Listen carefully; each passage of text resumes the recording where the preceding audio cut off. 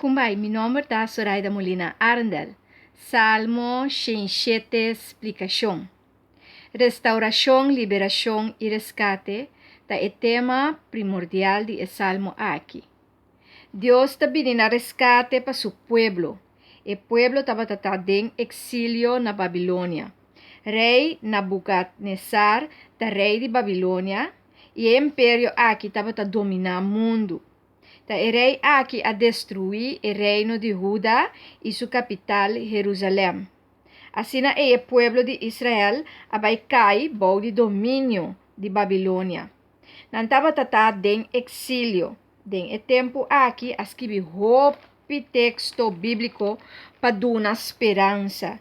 Para esperança e a descrever todo evento não que a tomar lugar.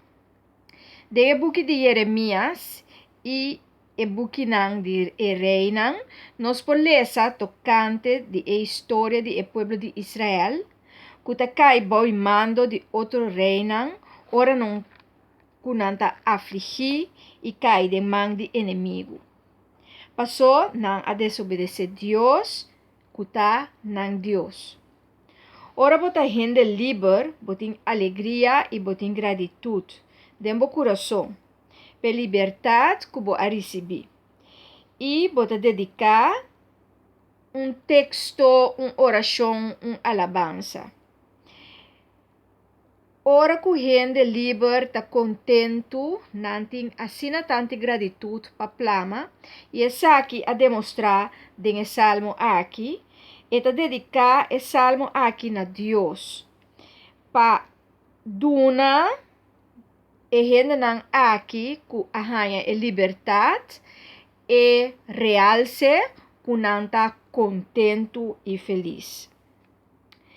E para não por bem back foi exílio de na reino, Deus está bom Deus e lo queda bom Deus. E passou ela resgatana. E sacanã foi opressão. Pois esse salmo aqui está descrever que gente está sumamente contento para motivo de liberação aqui. E captivo não arranha liberação. E enfermo não arranha liberação. Todos não de la mão gancho que está em peligro arranha liberação. E Deus está trazendo transformação. Esta transformar é afligir, esta transformar é oprimir. Ora, nós sem sabedoria e comprometimento, nós lo compreender o que Deus está fazendo. E de salmo aqui, restauração, liberação e resgate, está o qual que está central, qual te mostra como bom Deus está e como Deus está liberado. Have fun with the journey.